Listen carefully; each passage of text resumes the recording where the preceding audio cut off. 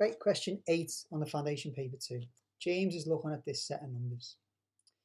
0.45, 0.4, 0.0005, 1.25 and 0.99. He says they are all probabilities because they are decimals. Is he correct? Okay, so remember that probabilities, a lot of the time probabilities can be expressed as decimals. We normally express them as fractions, but they can be expressed as decimals because decimals and fractions mean the same thing. But if we think back to the first time you looked at probability, you would have done the probability scale, which goes from impossible, meaning 0 chance, up to certain. And certain was 100% chance, or the number 1, which means that if we're looking at decimals, anything up to 1, between 0 and 1, can be a probability, which is where this idea of decimals being a probability comes in. But one of these is not between 0 and 1, okay? That one. So they're not all that because 1.25 is bigger than 1.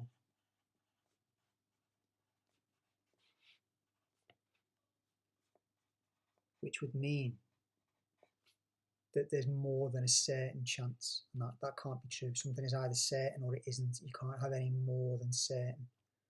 Okay? So part B, James rolled a fair 6-sided dice 24 times. How many times would you expect James to roll a 6? This is video 248 on corporate maths, and it's got quite an the name for this is expected frequency. Now that's just a posh way of saying how many times you would expect something to happen. So the way that we do this is we use what the probability would be for the thing to happen, and we times that by how many times you'd expect it to happen. So for example, a really, really easy kind of example about this is if you were to toss a coin 10 times, how many heads would you expect? Well, you'd expect 5, because the probability of getting a head is half, and you're doing it 10 times. Well, half times 10 would be 5. So what would be the probability of rolling a 6? Well, that would be a 6th, wouldn't it? 1 out of 6. So we then times that by 24. Now a 6th times 24 is the same as 24 divided by 6. But if you want to just do that on your calculator, remember there's your fraction button, this one, and do 1 over 6 times 24, a 6th of 24, and we get the number 4.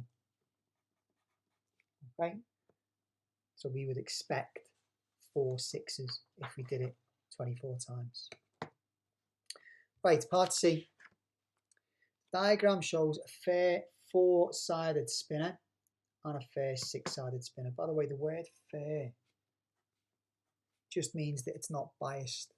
So you can tell this is fair because there's an equal space for each number on there, which means there's the same probability of getting a 1 or getting a 2. Okay, so for example, if this thing had been drawn differently, if it had been drawn like that, but then that section there was all a number 1 and that was 2, that was 3 and that was 4, that wouldn't be fair because there's a lot more of the space that could leave it on number 1.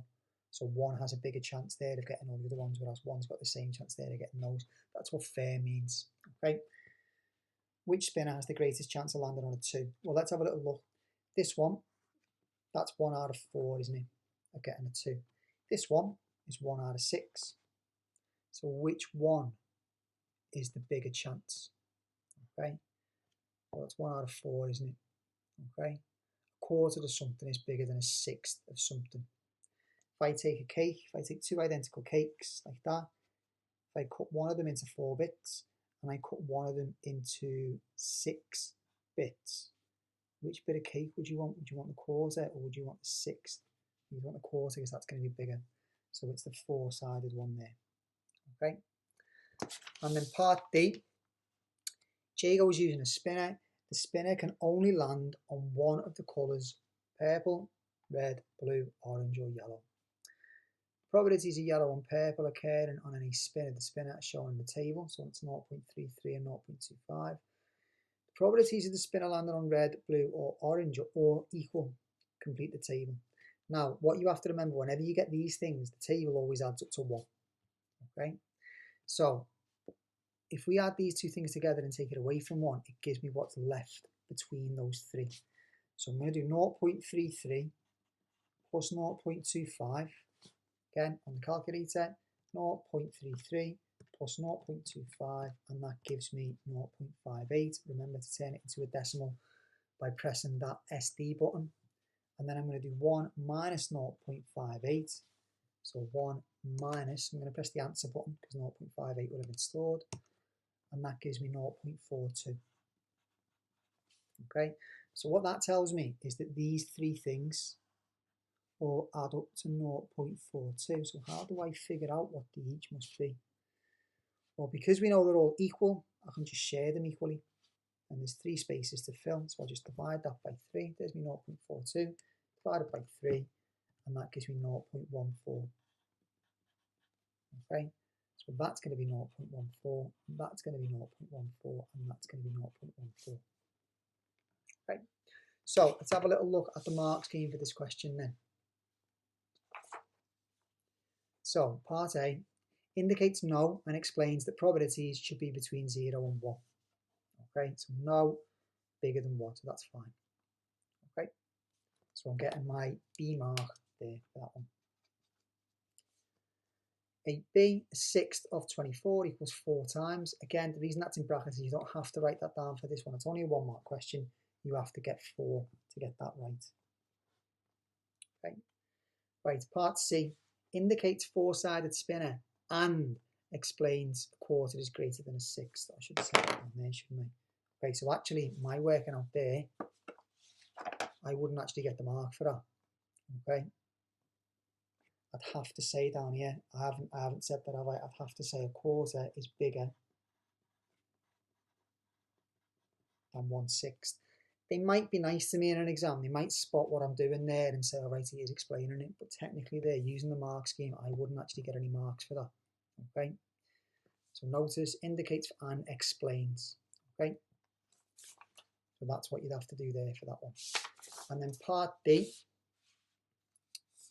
Put it there. Yeah, there we go. So 1 method mark, 1 minus those things added together. So I've done that there. I've made to get to 0.42. So I've got 1 method mark there. M1, another method mark for dividing it by 3 because there's 3 equal bits there. And then accuracy mark, table completed with 0.14, 0.14 and 0.14. Okay. Notice over here, it does say correct answer only there. If table not completed, because one of the things that you could have done there to lose marks would have been to leave it there. Allow for unambiguous sight of an answer of 0.14. Now, if I'd have left it like that, I would say what that means is unambiguous means you are definitely saying this is my answer. So had I carried on working underneath the 0.14 there, you wouldn't be able to spot whether that's the answer, because you could quite easily say, well, he means 0.25 is the answer then, or something like that. So as long as you are indicating there that 0.14 is your answer, even if you haven't filled it in there, you would still get that accuracy mark at the end. Okay.